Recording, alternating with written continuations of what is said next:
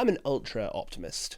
Almost always, when people are depressed about something or think something is completely doomed, I tend to think they're underestimating human beings' capacity to self-correct and for things to get better. But even I, when it comes to Europe, feel pretty glum. There is a sort of last chopper out of Saigon feeling about Europe, where all of the talented people I know who are Europeans kind of want to get out or are already leaving or have already left, and the people who are left kind of envy them and kind of wish they could get out as well. It's easy to understand why that would be the case. Europe hasn't really grown in the last 20 years. Europe has very high energy prices now, and the continent seems basically unable to defend itself against what is actually a much poorer and much smaller country, Russia. So I thought I'd talk with Aria and Pieter about the state of Europe, whether the continent really is doomed, why it seems to be in such a bad way, and whether there is any hope, whether there is any cause for optimism. Pieter, what do you think? Well, as a European who moved to America a few years ago, I think I might perhaps be one of these examples you're referring to, Sam. I think in general, I'm perhaps slightly less pessimistic than the story you're describing now. I think we might discuss this in our conversation today. There are some tractable things we can do, kind of win-wins, and there are models of European countries I think that are performing very well. And so I think perhaps when we learn from each other, there will be things we can copy and hopefully kind of free lunches at the European level and the national level that might fix these problems we're going to discuss. So overall, maybe slightly more optimistic than you are at the moment. How about you, Aria? I think I'm 50-50. I think in the 90s or early 2000s, I think if you were choosing between living in Europe and America, I actually think Europe's got a slam dunk win over America. Like almost all of the gap in wealth is about Europeans working shorter hours. And then you've got like extra health, extra longevity, less pollution, less crime. Like basically, I think Europe is a better place to live in the 90s and 2000s. I think now it's like about 50-50. I think lots of Americans would pay a significant chunk of their wealth to have like European health outcomes. But if you just continue looking at current trends, which I think is a good way of making predictions, I don't think I'd want to stay in Europe in 20 years' time. The simple story, or the kind of, I think, very compelling story, like what's the thing that the US has that Europe clearly doesn't have? And that's a massive technology sector. This is something you've written a lot about, Pieter. I think oftentimes, one way of thinking about this is that people like to compare corporate performance in the US versus corporate performance in Europe. And they'll say these things like, stock market returns, compare the German stock market versus the American stock market. If you'd invested $100 10 years ago, the American one would have returned 400% more in profits. Or things like corporate R&D. American corporate R&D is twice as high. If you think about corporate investment, it's roughly also twice as high. But then what happens is if you remove a very small share of outlier performers, we can call superstar companies, just like the top 7 companies in America, maybe top 10, the Magnificent Seven, then a lot of these metrics suddenly, like the gap becomes basically zero, right? So stock market returns goes from like 100% to like barely like 5%. Is the Magnificent Seven all tech companies? Yes. Okay. Right.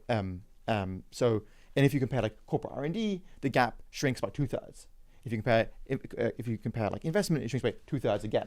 And so this idea is basically that all these huge, enormous outsized metrics or gaps in outcomes are driven by very, very, very few companies. There's more ways of thinking about this, right? So like 4 companies in America, Meta, Amazon, Google, and Microsoft spend twice as much on R&D every year as the entire public sector of every European country combined. And you can also see this in, I think, productivity trends, where, again, if you remove software and industries close to software, the gap in productivity growth for the last 20 years between the EU and the US is basically zero. With the software industry and adjacent industries, then it's like 1 percentage point per year. And so one story you can tell about what's happened in Europe is simply that the gap we've observed in productivity, in returns, and in investment is just a function of the software industry. And if Europe could have a software industry, then everything else would be fine. I think this is sort of the thing that people often think of as well, right? It's like why Europe doesn't have a Google. I think people, notwithstanding like Tesla and Elon Musk's company, compare the American manufacturing sector to the European manufacturing sector, it's very hard to make the case that like companies like BASF or Siemens or Ferrovial are any worse than the American counterparts. In fact, they're probably much better than American counterparts. And so one story you can tell about the US-Europe gap is just as a software story. I'm not entirely convinced by that, but let's stick with that for now. So the way you framed that kind of sounds as if it's like America just got really lucky in having Nvidia and Google and so on, but the companies that are now in the Magnificent Seven were not obviously superstar companies 10 years ago, like some of them anyway. Microsoft was, although 5 years earlier, Microsoft didn't seem like it was necessarily going to be this kind of world beater.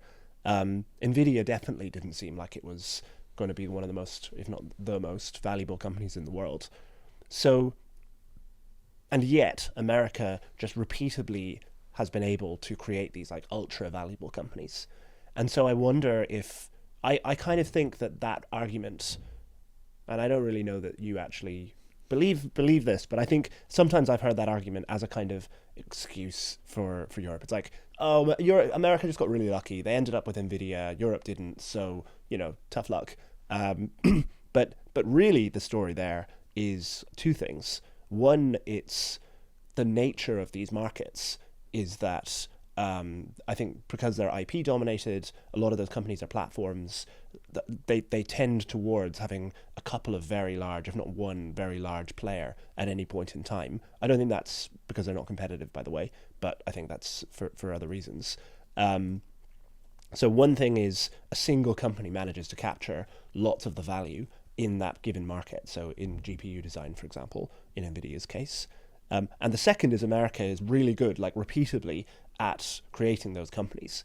And so if somebody told us that there will be another Magnificent Seven, but it will be 7 different companies in 10 years, you would be very, very, very well advised to bet that those companies will all be American. Maybe some of them will be Chinese, but like it would be a very good bet that none of them will be European. So like it might be true that these 7 companies have driven a lot of this, at least stock market gap, and I do want to come back to that, but it doesn't imply that that's just it doesn't tell us very much. It just tells us there happen to be 7 companies that have created a lot of this value. Also, if you compare those companies to the sort of European equivalents, they start off by doing very well in one vertical. So Google starts off with search, but now Google has so much more business outside of that. Same thing's true with Meta. I mean, Facebook originally. Same thing's true with Amazon. Like, who would have thought that like bookstore retail would have ended up being the biggest like AWS cloud compute services? Spotify didn't do something like that. DeepMind ended up like only doing like the AI lab thing and ended up getting purchased. Estonia had something like 10 unicorns. None of them became like mega like multi-tech companies. So there's probably something, I would guess, related to tax, R&D, and maybe human capital about not expanding into other verticals as well. Well, as Jack Wiseman, a friend of the show, has argued to me, in a way these companies are kind of magic, right? They're like the machines for turning capital into returns. It's not the case usually that you can just put more and more money into a company and it will become more and more profitable, more and more lucrative. Like something about, maybe not specifically these companies, but like there's something about the way these companies are run that means that it's like you can get above market returns fairly repeatedly over a really long period of time just by putting more and more capital into these companies. It might be that they're really well run. It might be that they have some kind of I mean, I'm not convinced by this, but it might be they have some kind of monopolistic position that sort of allows them to do leveraging. That's for obviously the European story, which we might come back to in a second. But it's kind of unprecedented to have companies where you can just put money in and like you would be really well advised to invest your money in these companies, even though they're several $1 trillion companies now. Just more and more money. They're like utility monsters, but for capital. I mean, I think there probably is a lot of path dependence involved. It seems, right? Because seeing if you were like the God King, you probably wouldn't have all your tech companies in the Bay Area. The Bay Area seems a pretty bad place for a lot of reasons.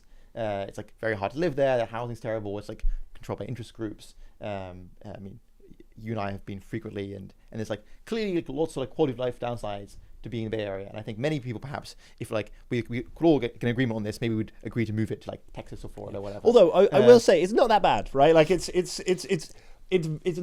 very bad compared to what it could be, but it's also it's got a great climate. If you like hiking, which Americans do, all Americans, especially Californians, love hiking. They get up at 5 a.m. and they go hiking. It's the one thing that's that because they're supplied with hiking. No, they don't I don't think inherently so. love No, hiking. I think they love hiking. I think they actually have a genetic predisposition to liking hiking. No, It's hiking- something to do with the Surely frontier experience. California is like one of the most diverse places. It can't be like Yeah.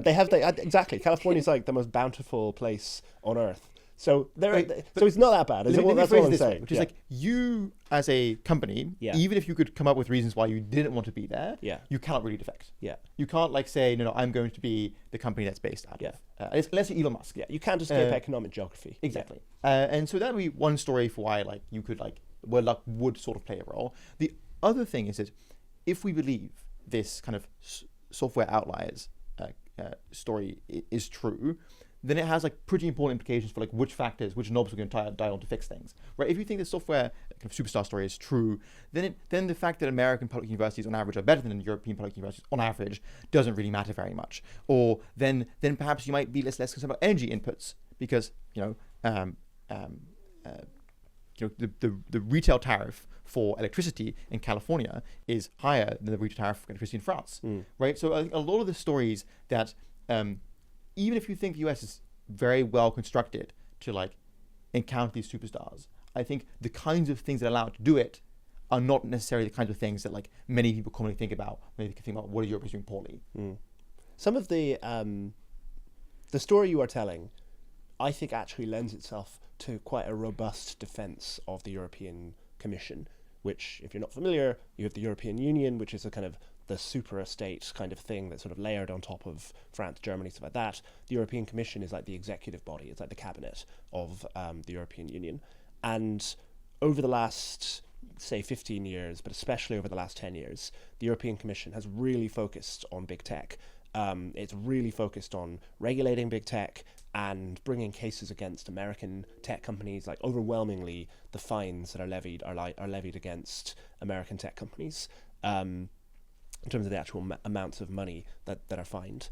And I think that's bad.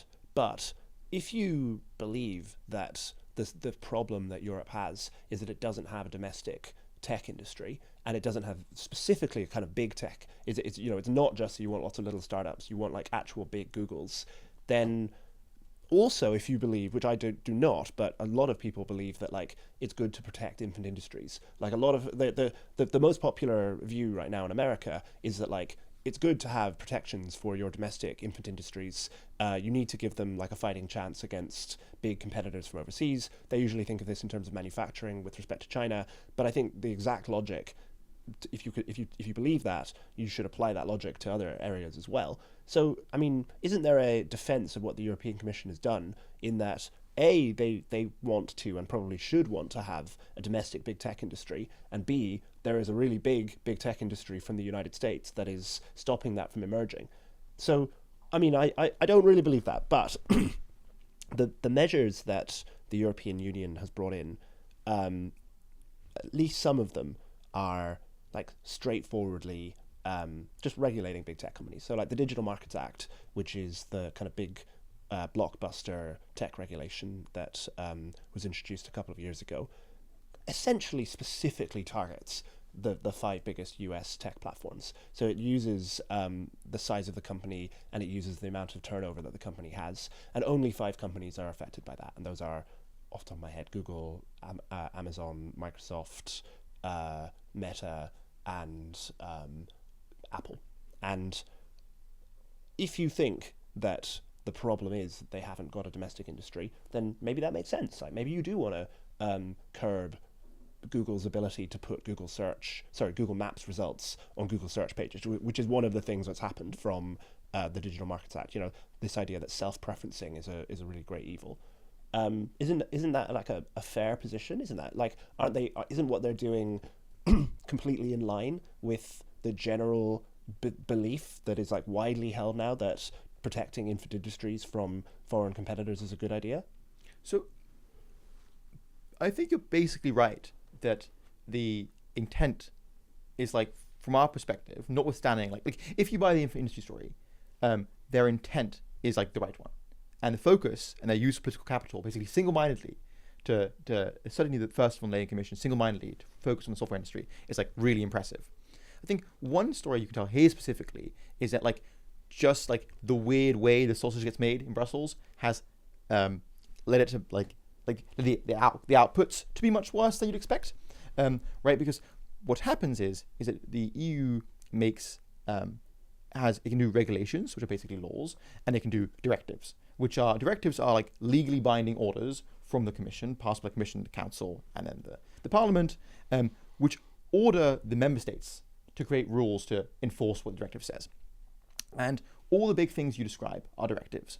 And so if you read things like the AI Act, the opening preamble of the AI Act says the AI Act exists to have a more predictable, more harmonized, more efficient regulatory system. So the whole point of the AI Act, it's like a bit like what we're discussing with preemption now in the US, is that we want to have basically extremely consistent and level playing field across all of Europe to allow like companies to face a much, much larger market straight away.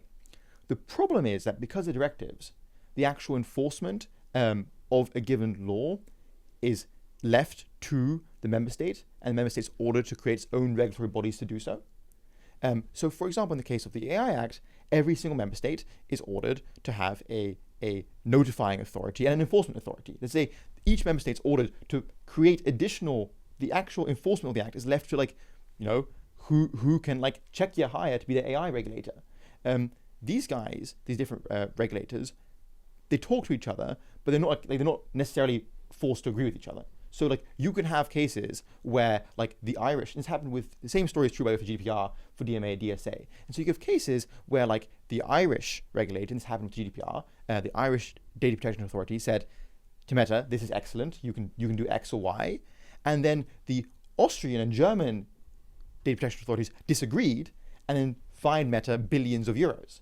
And so the point being that even though I think, and so this is a case where like the law, even if you agree with the intent of the law, the way it's currently being executed, which is through directives, makes it so that like you're going to always get an extremely high friction and fragmented regulatory system. They currently have, I think the count is between these four laws, they've created 270 different tech regulators. And that of course has really distortionary effects as well for what kind of, basically a very large fixed cost. And so if you're a large company, if you're a Google or like a Meta, you have like 1,000 guys in your like Brussels compliance office, and they're like really good at this. But if you're a smaller company, then you actually really struggle with figuring out what the 270 different bodies want you to do. My prediction here is also that while there are several people who are thinking like the way Sam has been thinking about like we need to create this infant industry, or we need to create like a mega Google. The way Sam is pretending to think. It's pretending to I'm think. going to give a counter argument to my argument in a second. But but I suspect like loads and loads of those people, if you read like the journalism about big tech, if you talk to like Europeans and British people who are like involved in this regulation, they don't think that at all. They actually do think there's a problem with the size of these companies, and a lot of these policies you would expect to hit any European company that was on the brink of becoming one of these big tech companies, right? Like you would expect it to dry up like venture capital investment. You would expect most of these companies to say, oh, the domestic regulator is not very good, let me go and like run away to the US to build this.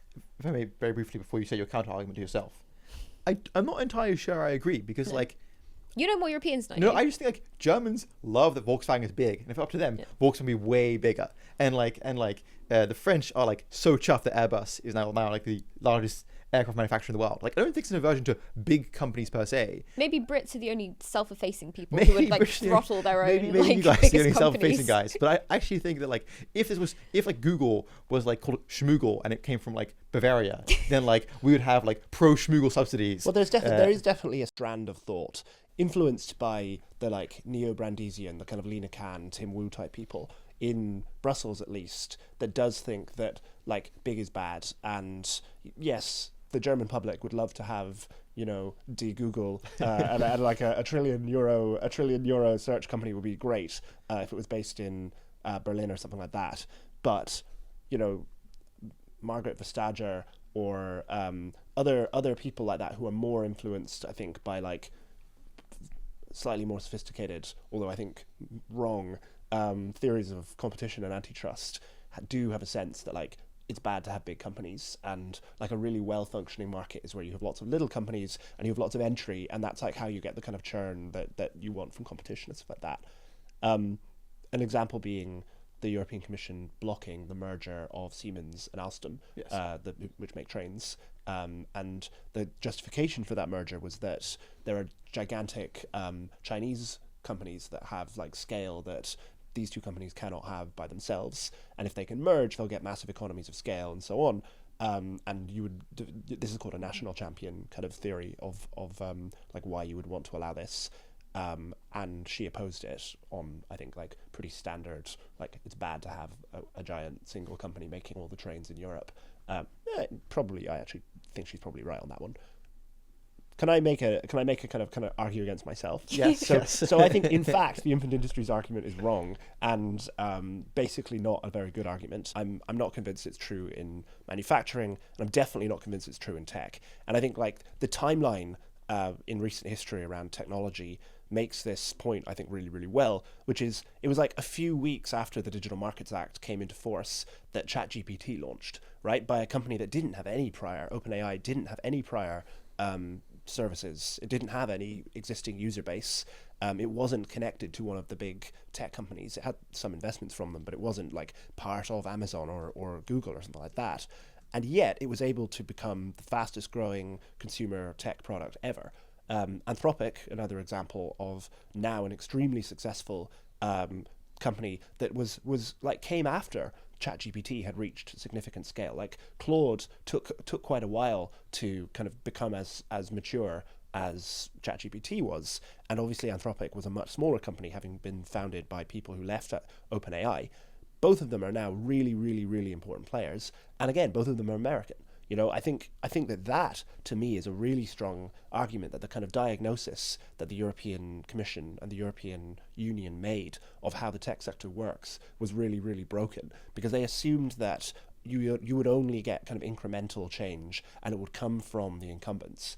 And by far the most important technological change of the decade came from two new entrants that had no prior user base. That to me really upends the kind of infant industries argument, at least as it works with tech, because it suggests that you don't need to have domestic, you don't need to have like protection, you don't need to have a certain amount of scale if you have a good product. And it also implies that it's not actually incremental. You know, the main competitor for Google search is not DuckDuckGo or another search engine. It's totally ChatGPT, different, obviously, yeah. And that's important. It's also, and again, kind of cutting against the narrative I gave earlier, I think important to note that, like the GDPR, I don't think there is a plausible argument that the GDPR was done in order to protect European tech companies. Like the actual effect of the GDPR has been, in the same way as the point you were making about the AI Act, has been to raise fixed costs massively, Right. to make it really difficult for small new entrant companies to do things with data. Incidentally, it makes it really hard to use data for training of AI, so Right. like they've kind of hurt themselves there as well by accident. But the GDPR, which most people probably associate with cookies banners, which actually predate the GDPR but are now part of the GDPR. Like the really important part of the GDPR is to say you may not use data that you've acquired via or like for the purpose of A for purpose B. Yes. So you can't kind of cross-pollinate using data that you've acquired, which is totally unheard of really in America. You know, that there's some state level regulation in California that somewhat approximates it, but by no means as strongly. And that really, really holds back scale, because it stops any company that has success in area A that cannot use that to kind of build up products in area B. And I think that's been a massive inhibition to the development of companies that do the sorts of things that big tech does in Europe. So, Sam, I think you've convinced me that both antitrust and GDPR are like problems, and they're things worth fixing. And it seems you can reason through the kind of micro, like the pricey reasons why it would have like a bad effect on investment in tech, and why it would deter people from entering and from trying to build big companies. I think if we're trying to explain the lack of superstars in Europe, it kind of presents with a bit of a timing issue. And the timing issue is because Pieter in the antitrust school, she enters in 2014 with the second Juncker Commission. And in the case of GDPR, that gets passed, I think, in 2018, is my recollection. And so the point is that, at this point, if you look at 2014, take that as a cutoff. At that point, Europe's really very far behind. There are no competitors in Europe. It happens Google. In response to America already having these superstars. That's exactly right. It's a response to America's having superstars. And in fact, if you look at when should we actually look at the divergence, it's in the 90s. It's 1995 roughly. It's basically the moment you see software emerge as an industry, that's when Europe starts falling behind. And between 1995 and 2005, there's 3 times more capital investment in software in the US than in Europe. Well, in ICT, I should say, not software, because also hardware counts as well here. And so if we want to have a first order explanation, we should try to think of something that was already, where there's already a divergence in policies back in the 90s. And I don't think antitrust or excess EU tech regulation applies there. I don't know if one thing we get into is culture, which I think people point to. I don't have very strong views on whether culture matters. Maybe Aria, you do. Well, I was going to throw out two other guesses. Go on. I suspect tax rates and the amount that the single market is integrated versus the US market being integrated. I think for the kind of investments that create that kind of tech, you basically expect to spend a while doing R&D, or at least you expect to be the kind of investor who bets on lots of little things. So you've got to have a lot of capital available and for that hit to go really big.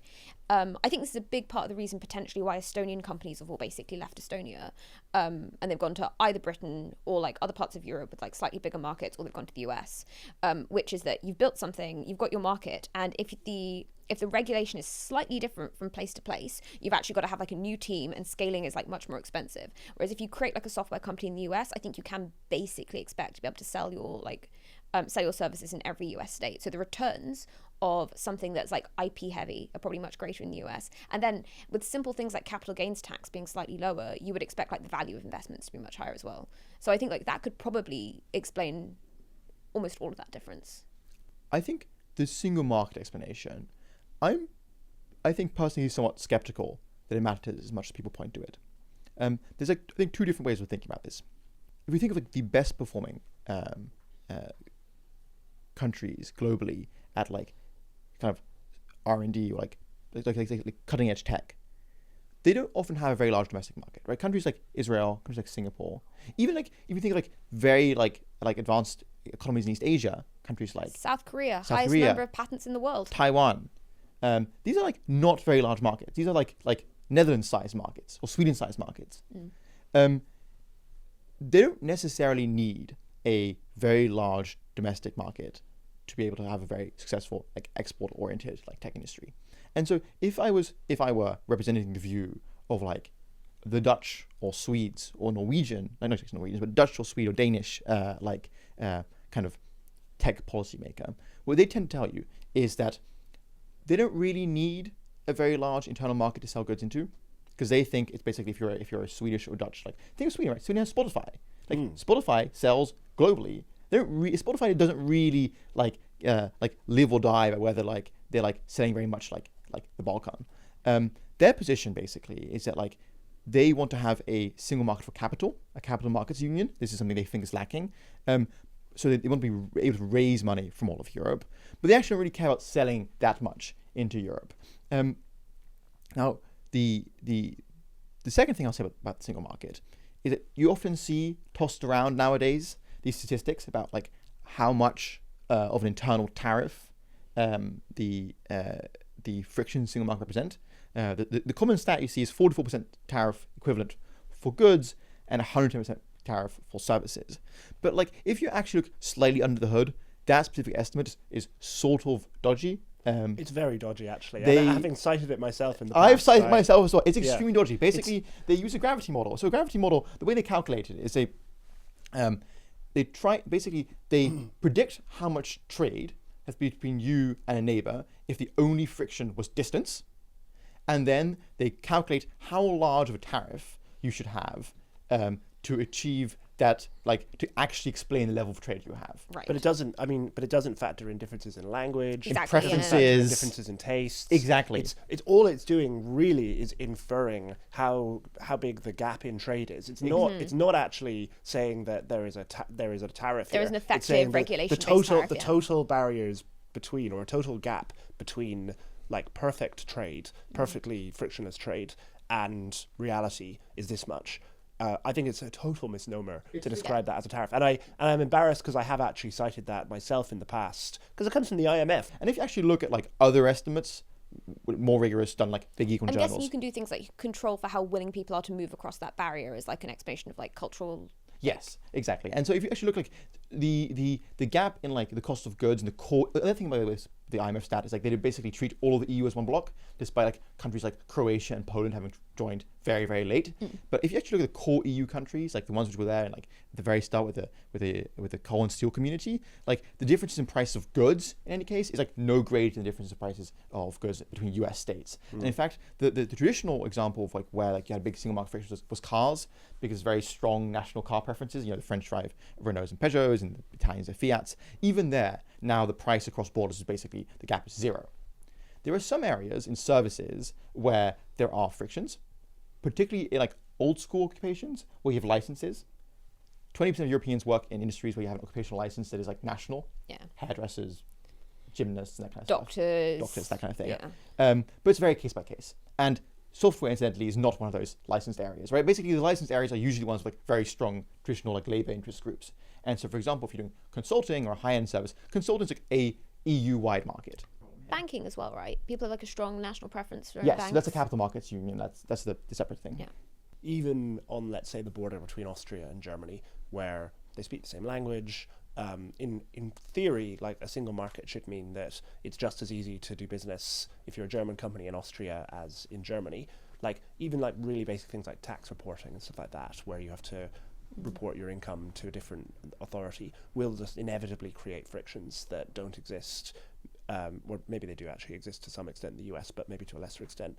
Can we get on to so Pieter, you're building up to your like grand theory of and I like your grand theory. So I want you to lay out, okay, so what is in your opinion, if the point of divergence is in the 90s, and this very much undercuts the things that I want to talk about around energy and around financial regulation. So you're really pulling the rug out from under me, which is good. What is the proximate cause, do you think? After like slashing and burning the other bogies. Yeah, because you have an article in the next Works in Progress setting out this theory. So this is a good time to kind of set out your stall. Basically, it's mostly a labor market story. Let's frame it through the timing, which is like what happens in the 90s and what characterizes software and what makes it different compared to like all the other areas where tech innovations happened previously, like manufacturing, like car making, combustion engines, even something like airliners. Like the kind of innovation was taking place up until the 90s was like very incremental, and because it's very incremental, it's like relatively low risk. And so what kind of companies reward? Well, it rewards companies that like are established, that are incumbents, that have workers with tons of human capital, and it basically doesn't have a very high risk of like failure. Software has extremely high turnover. We see like we like even if you think of the biggest and most successful companies, they've got an egg on their faces so many times. Where you can think of Meta and the metaverse, or like Google with Google Hangouts and Google Duo, and Microsoft and Windows Phone. Windows Phone. The problem in Europe is that very tight employment protection, and employment protection is basically what governs whether you can fire someone, let someone go, means that risk taking is extremely costly, because every time you spin up a new division, you make a new investment, and it fails, you have to presumably either let people go or redeploy them internally. And those steps in Europe are overwhelmingly, with a few exceptions I'll talk about in a second, or we can talk about in a second, is much, much, much more costly. To give you a sense roughly of how this works, in the US, almost without exception, you can fire someone at will. You just decide one day, this person is no longer employed with us. There's like 3 big exceptions, but like de facto you can do this everywhere. In Europe is almost never the case. There's a few, basically the Germanic countries have exceptions to this, Scandinavian countries, but overwhelmingly there are like extremely specific circumstances where you can fire someone. You often show like a business need to do so. You have to be able to prove to the judge, say in France or in Germany, that in fact there was some like reason why your company had let someone go, so that's a cost. And then once you can let them go, you have to pay them much more money. You have to pay them money in terms of severance fees. You have to pay them money oftentimes perhaps to avoid a lawsuit, basically pay them off. You have to pay obviously your own lawyer's fees. There's often a waiting and negotiation period. And all this, these various expenses add up to roughly forming a like 5 to 7 times increase in the costs of letting a given worker go in, let's say, Germany versus the US. So to give you an estimate from 2 gentlemen, 2 French gentlemen who've worked on this very much and are pushing this issue in Brussels, Coast and Catalan, they basically look at big tech restructurings or big company restructurings in Europe and the US in the last 5 years. And they say in the US, on average, it costs you roughly, if you're a big company, 7 months of employee compensation per employee let go. So you see the average 7 months of average wage per person let go. In Germany, it costs you 39 months. 39 months. 39 months. Okay. And in France, it costs you 41 months. This crucially applies only to big companies.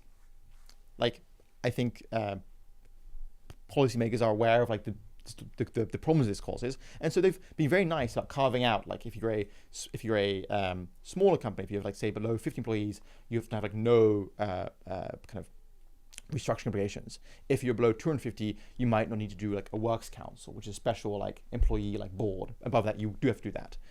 But from our story, which is like success is driven by these big superstars doing things and growing, the fact that you exempt small companies doesn't help you. In fact, the only thing it does is basically puts a huge implicit tax on like growing. The other point which you're kind of alluding to is when you start certainly a tech type startup, when you like most startups that are kind of venture capital funded, your goal is to be big. Like, you're not trying to make a company of 200 people. You're trying to make a company that is worth billions of dollars or billions of euros. And you look at what it's like to run a company worth billions of euros in Europe or wherever you are, or in the United States. And if the environment is significantly more or less favorable in one place or another, you look at that and you say like I don't want to do this. If there are other reasons to be in other jurisdictions, but the fact that a company will be heavily regulated or will be miserable to run in one jurisdiction if you actually succeed at what you're trying to do must be a deterrent, or like must be a nudge. One of the facts I think is very, very important when people talk about kind of culture being the reason that you don't get much entrepreneurialism in Europe is that you do get loads of entrepreneurialism from Europeans. They just do it in the US. Like 1 in 10 startups in the US has a European co-founder, and that's been growing over the last decade. I think this is also true, and I'm not going to beat the antitrust horse too much, even though it's like one of my favorite horses. But Europe has always had a concept called abuse of dominance that does not exist in US law, which says there are obligations on you. If you are a large dominant company, there are obligations on you as to how you treat your suppliers, how high your prices are, really quite exacting and demanding rules that just do not exist in the US. In the US, antitrust law is about the process of competition. And as long as you're not frustrating the process of competition, you can do whatever you want as a big company. You can charge as high prices as you like. You can be nasty to your suppliers and so on. Europe does not have that. Europe does not have that attitude. European law has the attitude that big companies have social and economic obligations. And I think that must be a thing that people look at. I don't know how strong a factor that is, and the counter argument is like nobody thinks like that. People, when they're setting up companies, just try to think about the next 5 years, and they're not thinking about like what if my company is $1 trillion company or not. I'm not convinced by that, but I mean 2 data points, right? One is that I know of a big Dutch startup called Bird. A messaging company. It's like Slack, basically. Yeah. It's worth like billions of euros. It was like one of the biggest Dutch startups. In Netherlands, it's a law which is if you have more than I think it's 350 employees, you're obliged to have a works council, which is like your employees get together and they have the right to like decide certain things and basically inform decisions, and like you have to negotiate them with restructurings and like. Many Dutch startups don't have them.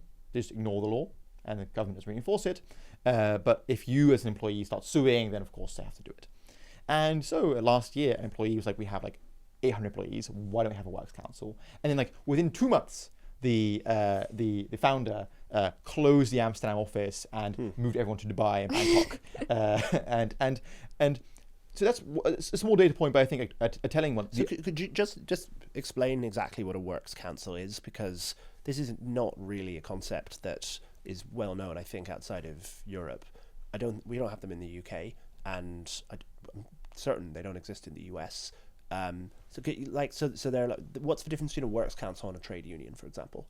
So a works council and a trade union can coexist. Most companies have both.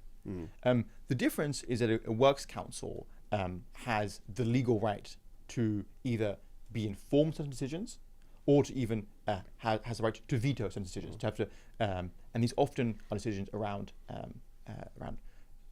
employee compensation and restructuring.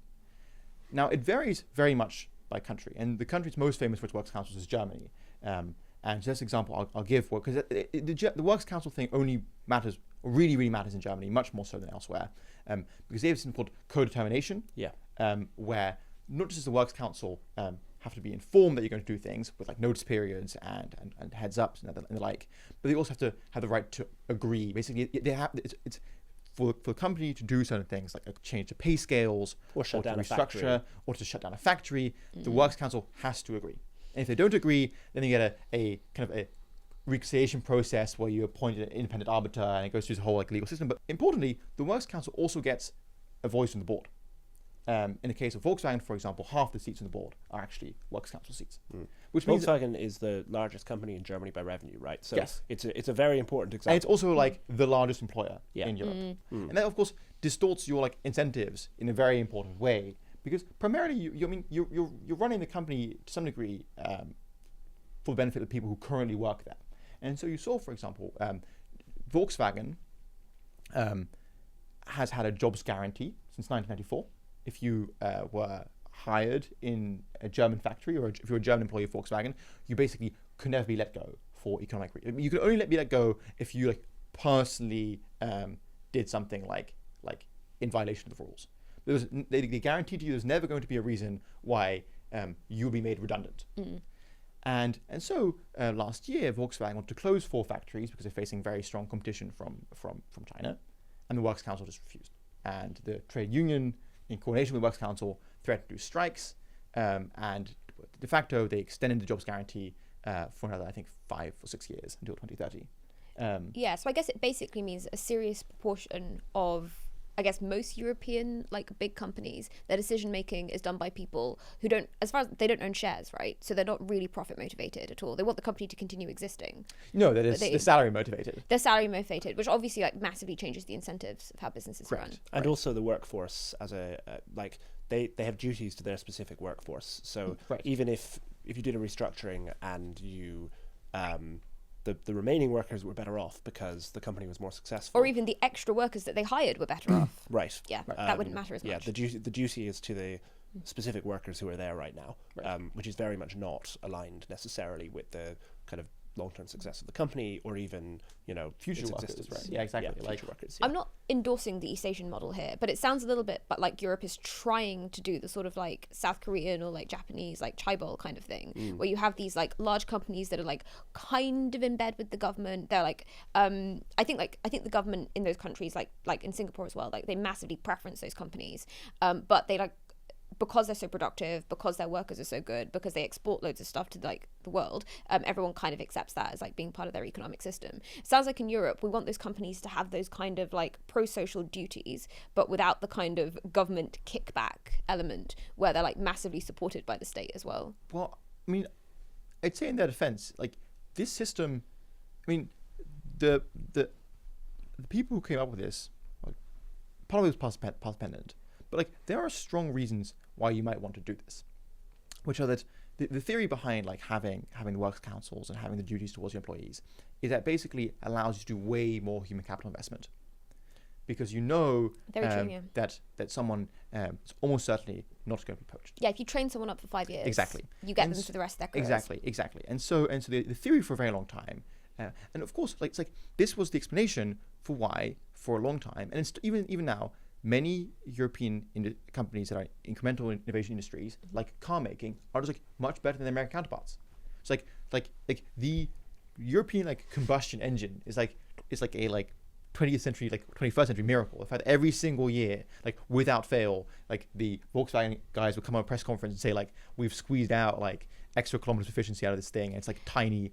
And so the idea was that as long as innovation is incremental, this system is like supposed to work, and it kind of did work.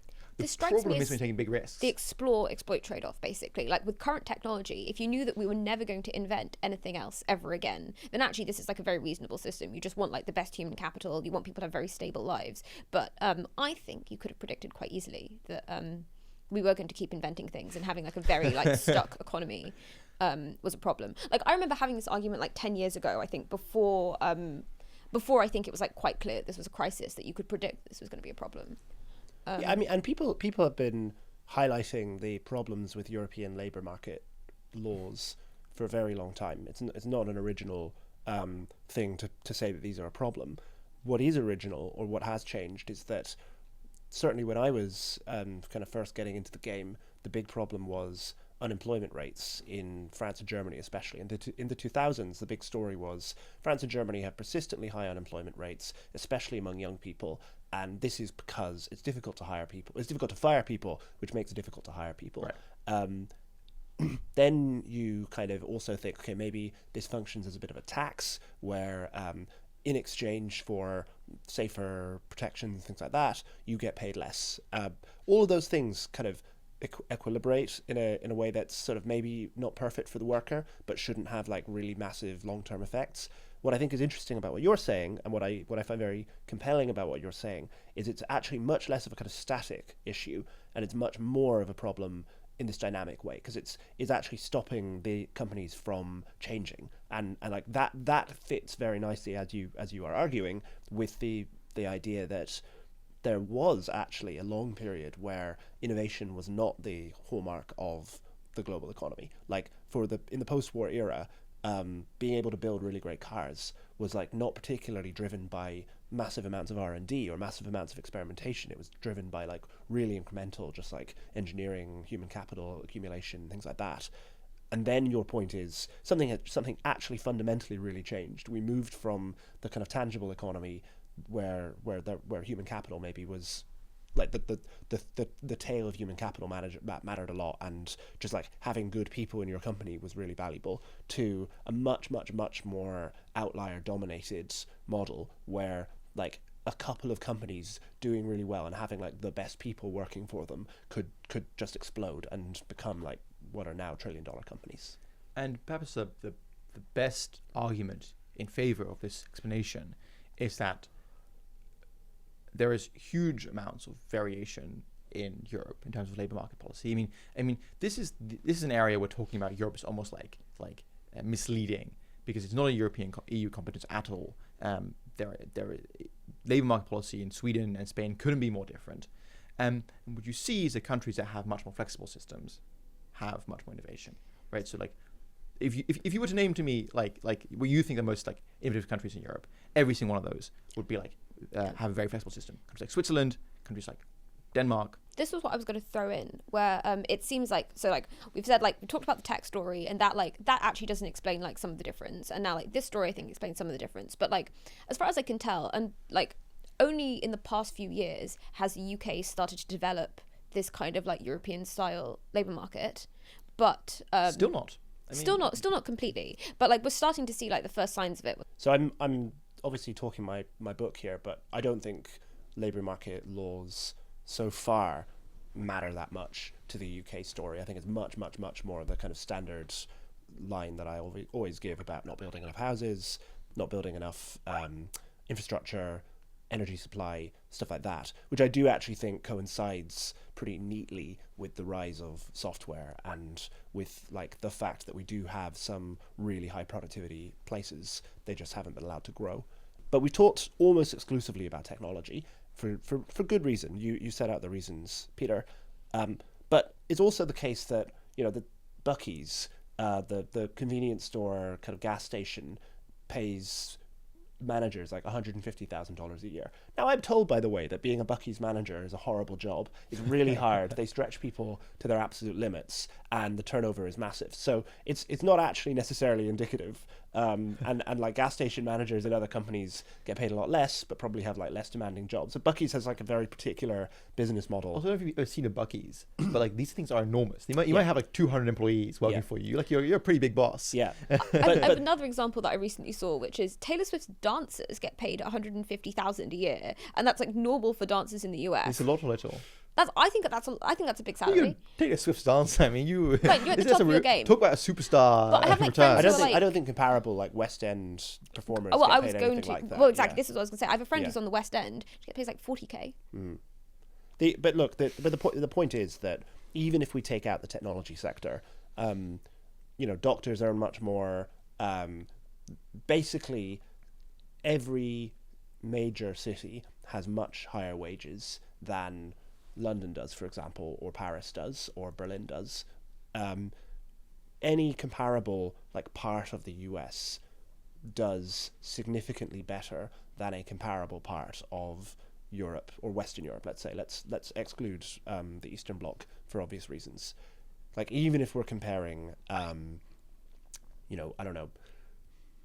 There are probably pockets of the US like the Rust Belt and so on where that isn't true, but kind of generally speaking, almost anywhere you go, people are better off than their counterparts in Western Europe, and that can't possibly be explained by technology. No. I think like you'd have to tell an incredibly strong story about diffusion of technology, like which I just don't think actually matches with the reality of like what these places are like for that to matter. So why is it that let's say like South Carolina, why is it that like people who live in Charleston, South Carolina are significantly richer than people who live in Brittany in France or people who live in Tuscany in Italy? Like that is not explainable by the rise of the software industry, I don't think. Two examples that occur to me are, and these do, I think, pretty well coincide with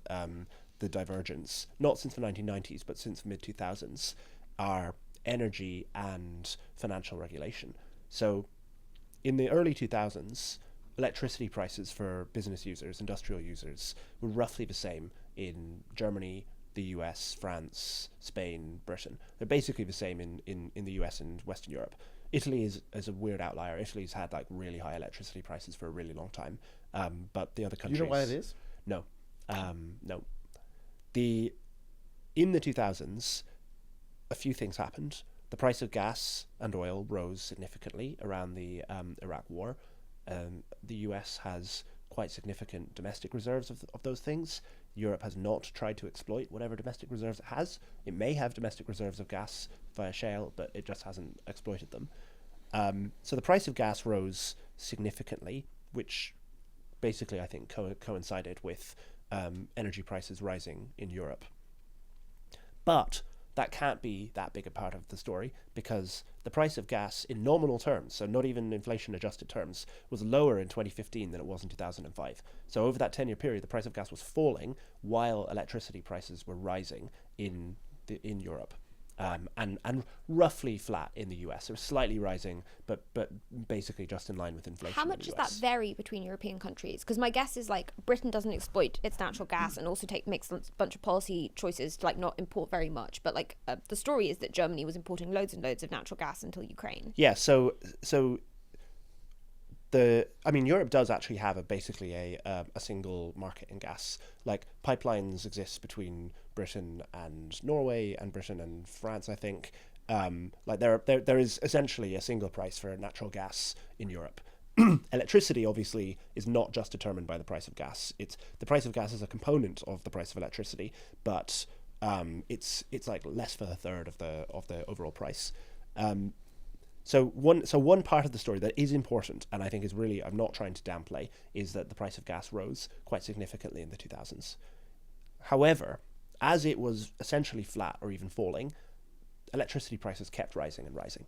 And when we talk about, and this is one of my big complaints with the Draghi report, which I haven't really mentioned, but like if I think most Europeans having this conversation would start with the Draghi report and sort of, okay, well, Mario Draghi's made all these interesting observations. There is some really interesting data in that.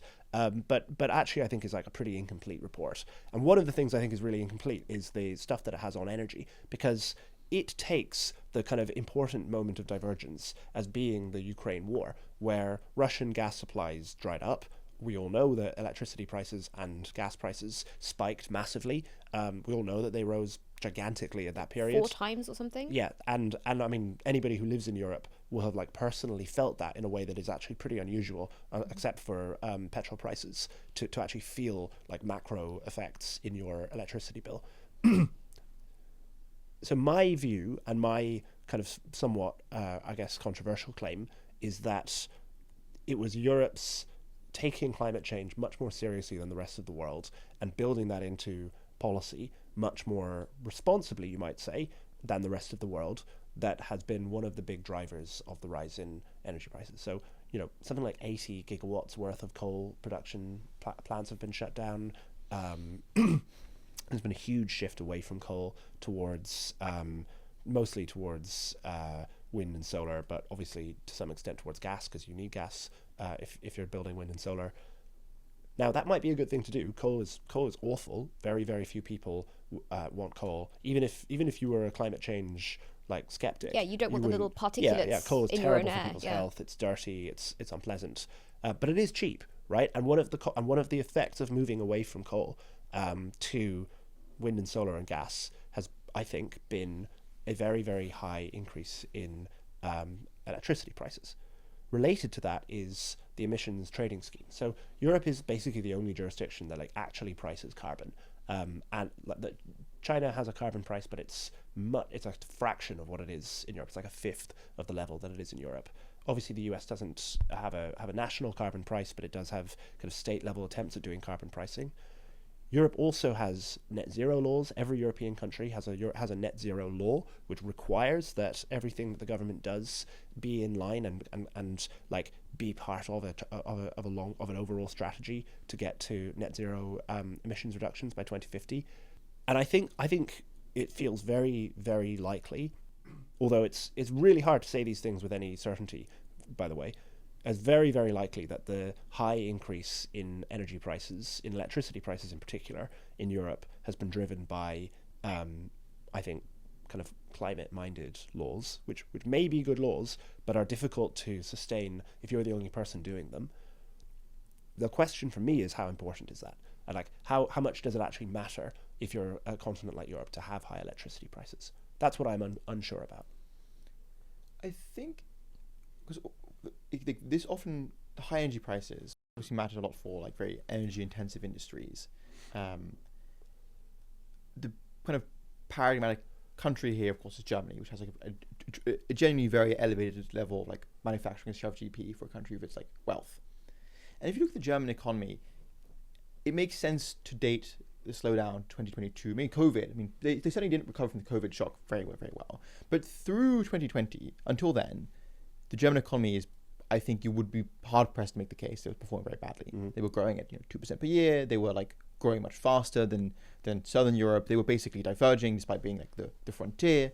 And so Germany's your energy intensive country. It's the one where prices have risen the most. It's hard to say that pre-Ukraine war shock that made such a big difference. Yeah, how do French energy prices compare to the rest of Europe? I would assume much cheaper. Well, they're a bit lower, but they export a lot of electricity. So they make lots of money selling it to the Germans. Right, exactly, yeah. I think that's actually quite important because I don't think that it would be better if France was like had autarky for electricity prices, because the implication there would be that you should subsidize your electricity prices. Yes. So this is a point that Ben and Samuel and I have made in the past, which is like the question shouldn't be why is France struggling economically? It's obvious why France is struggling economically, right? Like, it's a very, very, very heavily regulated economy. We've already talked about some of those regulations. It's very highly taxed. For a worker to bring home a comparable amount of money in Britain versus France, so about 60,000 euros.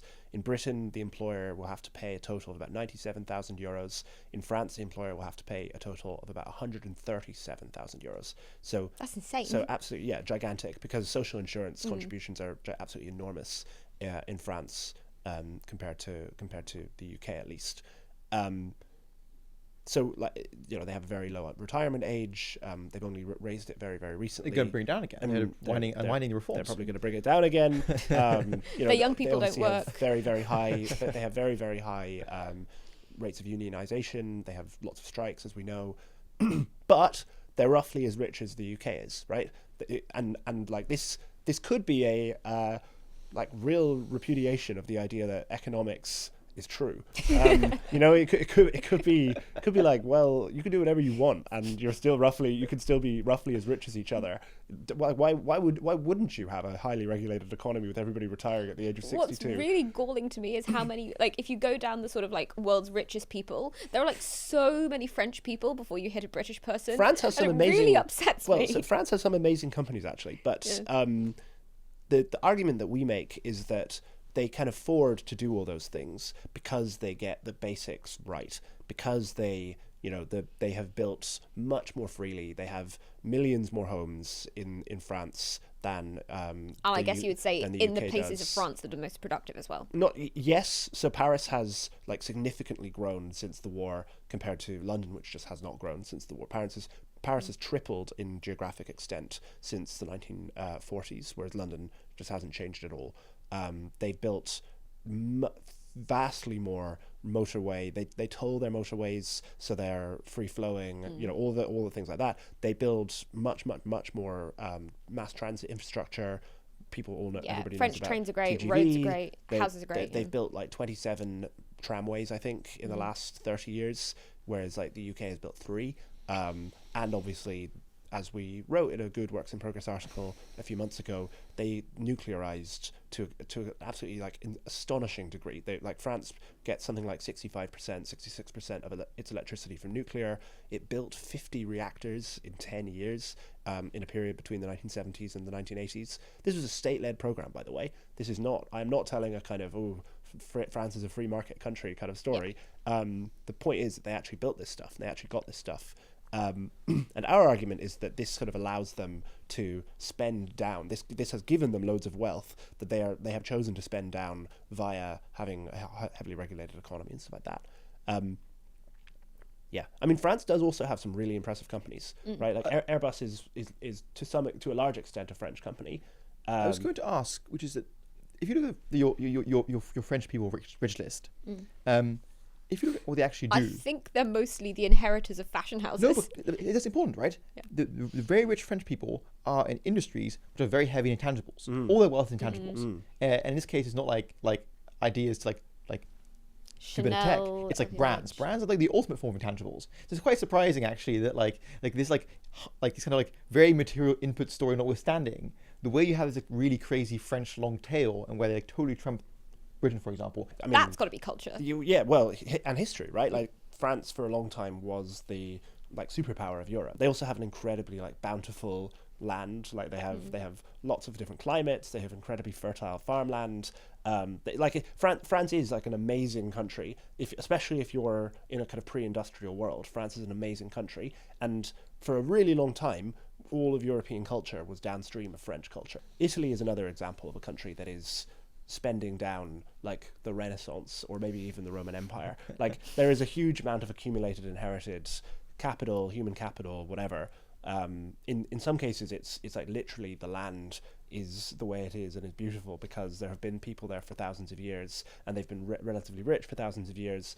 Florence obviously is just a thing that is left over from the Renaissance and is still an amazingly great place and productive place and culturally important place. But anyway, all this is a kind of getting away from the point about energy, where remember that most of the energy-intensive industries that people talk about use gas, not electricity.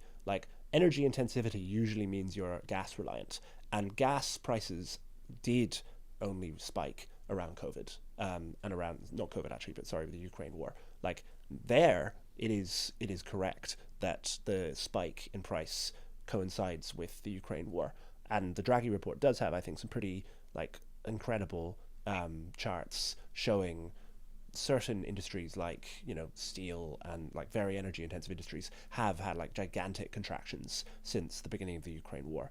The question for me is electricity, which has not tracked gas prices. Electricity has been rising and rising and rising for 20 years. And there I think there's a plausible story that electricity is a very important input to everything. Like electricity is a thing that all businesses require and like often spend quite a lot of money on them. Like they spend it on air conditioning, they spend it on like just general activities. And there I can imagine like a fundamental input that every business is reliant on, although not relatively energy intensive businesses, being something that rises and rises and rises in cost over this period, that being an important factor. But actually I don't know. I don't think there is good evidence as to like how important electricity prices are to growth or to output. I think especially if you're comparing like Charleston to Lille, Yeah. right, where it's like I can't imagine it spending on electricity is more than like low single digits Yeah. of like GP. Yeah. And so I'm hard pressed, even if that doubles. Or I think in Britain it's quadrupled the last 20 years, is my understanding. But even if that quadruples, it's like it's not going to, I think, explain. I think the kind of like, I wonder if, I mean, one story you could tell is the Zookmanist story would be something like a syncretist story would be that for some parts of the US there is a big productivity gap, but actually if you're comparing like Charleston or Savannah or like Dallas to Lille, there you're actually, if you adjust for like purchasing power and then you adjust for like hours worked, you actually end up with a remarkably similar economy. That would be my intuition. One other theory before we move on to, I think, kind of what is to be done? What's actually what is to be done is one that I heard from Tyler Goodspeed, who's an economist in the US, and his argument is that the culprit, or like the smoking gun in terms of timing, is after the financial crisis, the Basel III, which is the Basel III Accords, which are a series of financial regulations that are applied globally by like all developed countries sign up to these, bit in a much more important way in Europe than they did in the United States. Because what these did was say that larger banks have to be more prudential about how they lend, and that mattered a lot more in Europe than it did in the US, because number one, Europe has much more large banks. It's got a much more consolidated banking sector. The US has like thousands of local banks as well as some really big national banks. Almost all European countries have like a handful of big banks.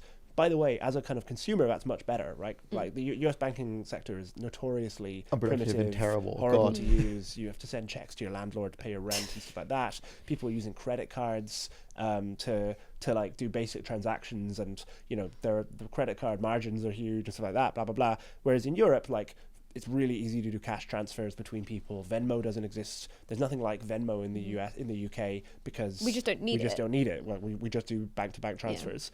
So that's one part where you just have more big banks, so the regulations bite on a much larger fraction of the banking sector.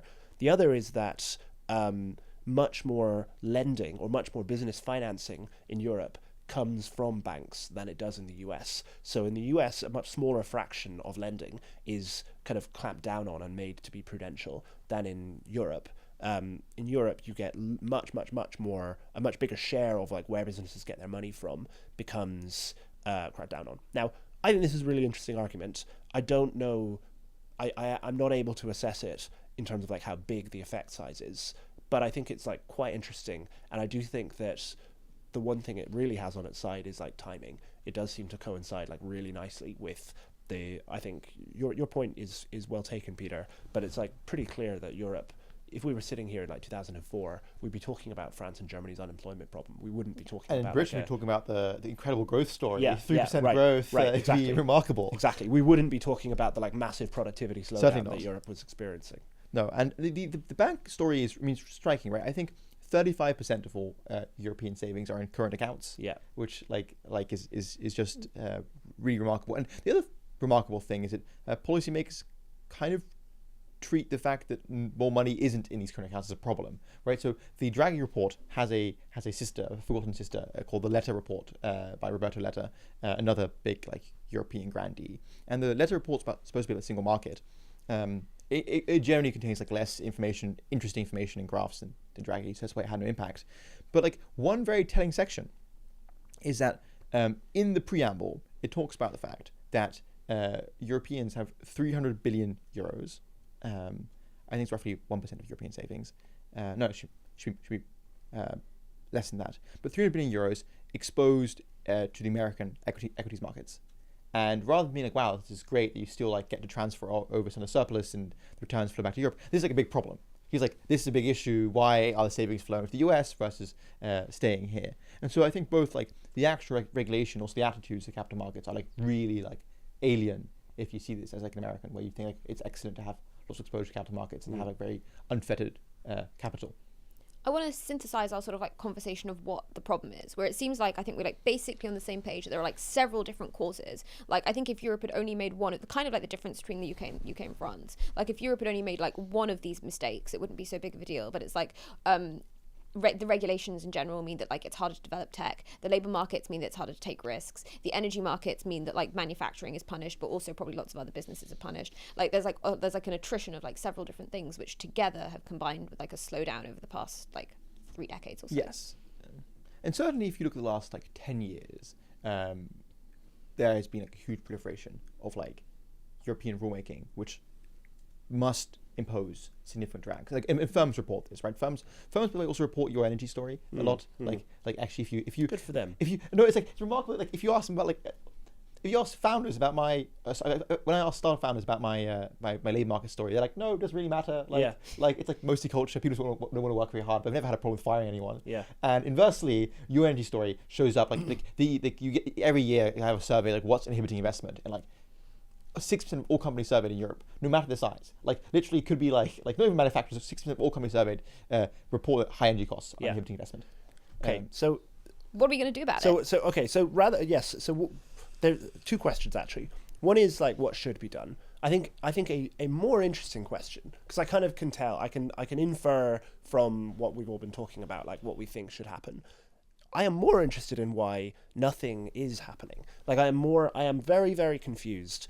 And this is a general point. We've spoken entirely about economics for this conversation, but you know, if we were talking more broadly, we'd be talking about immigration, we'd be talking about Islam in Europe, we'd be talking about maybe freedom of speech, things like that. All of which are like very important live issues in Europe. The Ukraine war is another one, where large parts of the electorates of these countries are very much out of step with the mainstream political elites and political parties. Maybe not Ukraine war, but the other ones. Maybe not Ukraine war. What I find constantly very confusing is why it appears to be the case that European leaders kind of seem to be either paralyzed in the face of all of these problems, and we can just stick to the economics because we haven't gone into the other issues at all in this conversation. Like, why do they seem totally paralyzed here, or even oblivious? You know, it's not even clear to me that they are aware of the problems as we believe that they exist. Like, do you have a good story for that?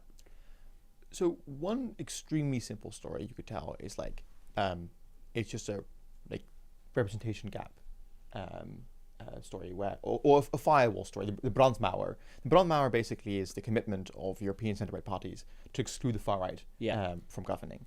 And this is a commitment for like very, I think like sensible and understandable reasons, which you might have lots of reasons why you disagree with the far right and think they are both, not just like that they often hold like very reprehensible views, but also that like they just haven't shown themselves to be very competent at governing. And so you just basically exclude them categorically. And that basically means that you as a centre-right party, which might have perhaps slightly like more like derogatory instincts, are committing yourself to perpetually govern centre-left. Not just does that mean that like, and it doesn't just mean like, oh, your policies you get are like a weighted average of your views. But like your negotiating hand going into that is like so it's greatly weakened if your counterpart knows that in the end it's like take it or leave it. Yeah. So that'd be one story. But I think the reason why I don't think this works for the EU overall is because in countries where you see like a kind of like cordon sanitaire, like grand coalition kind of form of governing very consistently, like Germany, like much of Northern Europe now, is that you actually see a lot of paralysis. Like the net result of putting together like the centre right and centre left is that like they cancel each other out and nothing happens. But for the EU, I think the story doesn't work as well, because the story of the EU over the last 10 years is that they've been like insanely productive.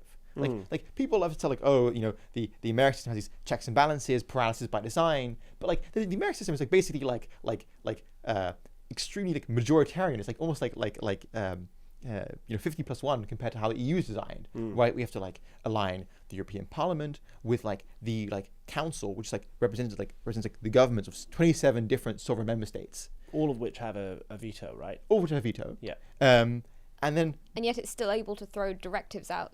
I read like 5 times higher. I mean, this is a stat from Draghi Report. It's kind of dodgy, but they basically say it's like 4 times more legislative acts per day compared to the US.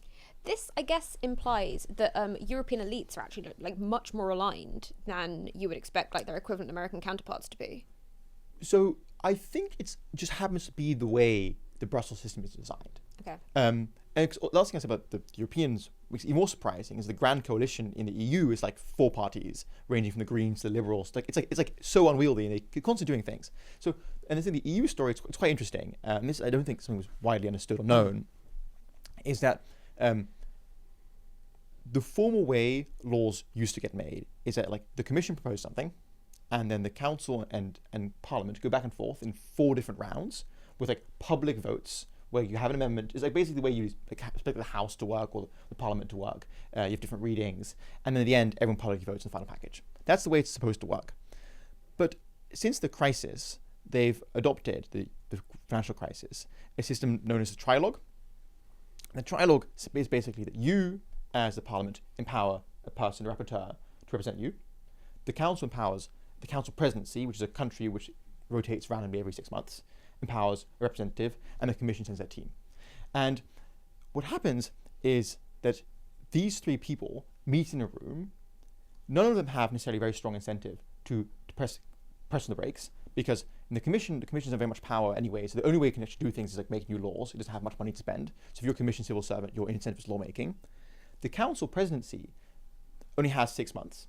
And so basically it's like this will be your only chance to affect this issue, and so you're much better off like doing like you also want to have like a big win. Usually the Council president is like represented by a civil servant, so it's just some guy who would like to have like a big win in the CV.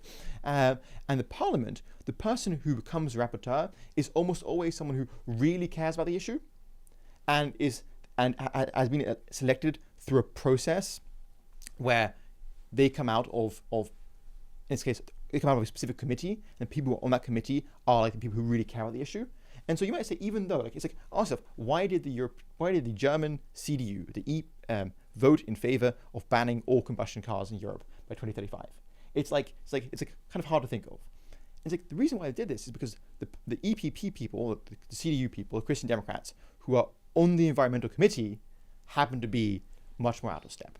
And so so along the way, the incentives of the people who are actually making and writing the laws are just not the incentives faced by the parties back home.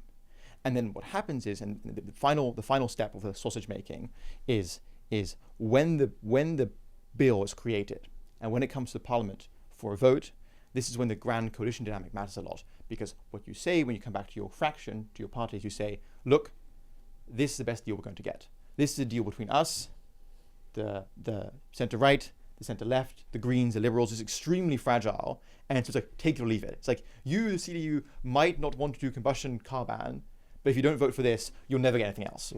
Right.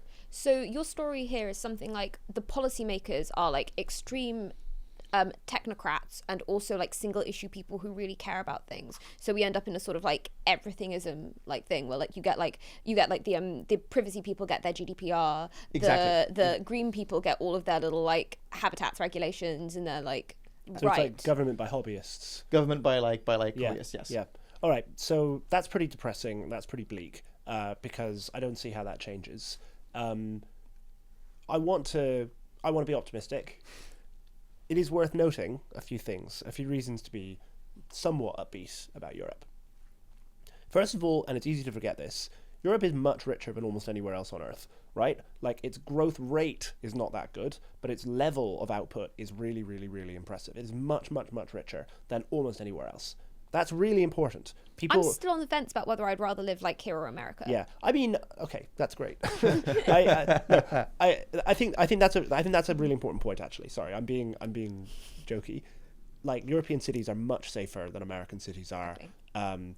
The level of squalor that you get in American cities is much worse than it is in European cities, and the cities themselves, the towns and cities in Europe, because of when they were built, often are a lot more beautiful, a lot more walkable, a lot more livable, stuff like that. Europe also has really, really, really precious, valuable things like basically very strong rule of law, basically very strong private property rights, basically very strong freedom of speech rules, despite the problems that it does have, I think, with freedom of speech. It has things that are really hard to, like, will from nothing. And if you're looking at somewhere like a Latin American country, for example, all of those things are a lot weaker and a lot harder to build. Although, you know, there are people who are trying to build those things, but it's much harder. It's an uphill struggle to do that. Europe also has some really impressive companies, right? We've got a piece coming soon on ASML, which is essential to the global semiconductor industry. It has Airbus. It has the most impressive and important airline manufacturer, which you mentioned earlier. There are some impressive tech companies, especially if you include pharma and biotech. We don't need to go into them. DeepMind is based in London, which is sort of in Europe. There are like plenty of. It is in Europe. Britain's moving away. Well, I mean, I think the UK is a special case, but yes, it's geographically in Europe for sure. And it's adopting European labour laws, which is great. So there are all sorts of things that I also, by the way, think as a video gamer, as a self-identified gamer, I think it's like notable that European video games are really good. Like, which Baldur's Gate 3, okay. just of the games that I play personally. Europa Universalis 5, brilliant. Baldur's Gate 3, brilliant, Belgian game. Kingdom Come Deliverance 2, brilliant. The Witcher 3, the Witcher series, even Cyberpunk, which was a bit of a disaster. Like, Europe, in one area of tech, European companies do absolutely brilliantly, and I think are at least as good as, if not better, collectively than their American and East Asian counterparts. So, like, it isn't completely a dead zone. It's just that these are like pockets of success around the continent, rather than being, the sort of big giants that we talked about. And I think these things are probably going to become more important over time as we become wealthier. The people, these things are basically things that are like luxury goods that we demand more as we get more free time. Your argument is that Europe should just become a holiday destination. No. My argument is that the lower bound, the floor is set by the fact that worst case scenario, everyone in the world will still want to come here, and many countries don't have that to say for themselves, right? Basically, as a kind of iron law since the dawn of modernity. Basically, as people have more free time, they just spend more time in Europe, right? This was started with the British going to the Grand Tour, Greece, the Grand Tour, and the Americans in the 80s and 90s, and now, of course, we're calling this in London, and you see lots of people from all over the world coming here. That's going to stay. Okay, so on policy, what, if anything, is the reason to be optimistic? It's hard to imagine Europe reforming its labour laws. I think the consensus on nuclear power is probably going to break at some point. I think the anti-nuclear power consensus. Yeah. I think France's success compared with data centers and people, everyone does want data centers in their country, and I think people are going to start to make policy decisions that make that happen. I think that probably means we are going to get more nuclear power across Europe. Not every country. I actually suspect that it's more likely on energy, for what it's worth, that one of the consequences of the populist right, the far right, coming to power is that there is a big shift towards fossil fuels again, because the cultural valence of gas, at least, and maybe coal, is it's anti-woke, basically. I suspect that's more likely than nuclear, but we'll see. Interesting enough, the Dutch right and far right are very pro-nuclear. It's a huge thing for them. They love nuclear, and they want to build 10 new power plants. I think my answer would be that it's extremely going to be very member state dependent. Mm-hmm. That I don't see why what the Dutch want, what the Swedish want, what the Nordics want, basically is for the EU to set the basic preconditions in place to protect the single market, to create a single market for capital. And I think in those countries specifically, I don't think we have that much evidence that like the ability of policy to self-correct is as broken as it is, for example, in Britain. And we see now the Dutch recently received their version of Draghi report, the Wenning report. The former ASML CEO published last week his report for how Dutch should So fix many the country. reports. But the coalition agreements, the governments, the incoming governments agreed with all the recommendations. Yeah. They just want to do it. Yeah. So I think member state by member state is very different. I think the French endowment's much worse. The other story, which is worth mentioning, is that there are like some like win-wins here. On labour markets, for example, there are models which exist that protect the workers, or at least like compensate the workers in the case of insecurity, but also allow for much more flexibility on the part of companies. So one model to think of is Denmark has a model called flexicurity, where you are insured with a union, a sparkasse. You pay some fixed fee every month, and then if you are let go, and the Danish employer has the right to let you go basically for any reason, any time, you receive up to 90% of your income for up to 2 years. And along with that come really strong requirements on part of the Danish government for you to find new work. They spend roughly 2% of GDP on what they call active labour market policy, which is where they basically match you. They subsidize future employers to hire you. They subsidize universities to take you on as a student. And the net result is that like Danish workers are still very protected and very compensated, but also Danish companies are much more agile. And like other countries, the Swiss, the Austrians, to a less degree the Dutch, have like variations of this. And that might be, for example, the kinds of policies we can think of if we think of things that are both like going to protect the European social model, which people clearly want and is very important, but also might add the necessary dynamism we need to innovate. Well, Your answer? Sorry? Your answer? Yeah, what are you optimistic about? What am I optimistic about? I'm not really that optimistic, to be honest. I'd like to say that I was. I think that the idea that you could get kind of flexicurity in some places, that sounds great.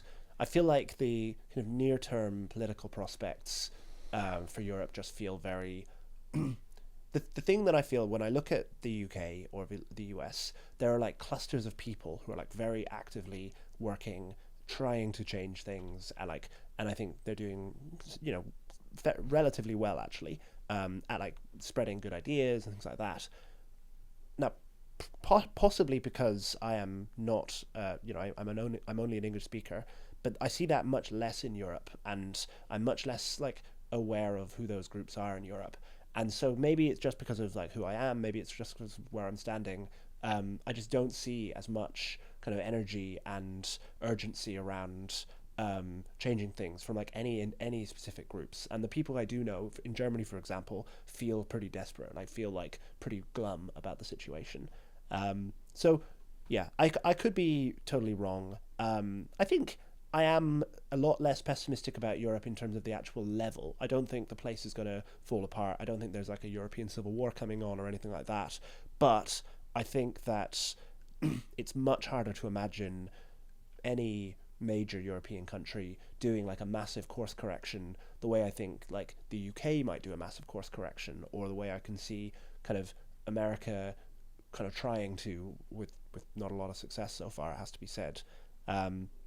To me, it feels like Europe is still at the kind of denial stage. There is a fairly cliched point that I think is true, that countries need like external threats to get their act together. And you look around the world, and like a lot of the most highly functional states are countries that have like a scary neighbor that is threatening them.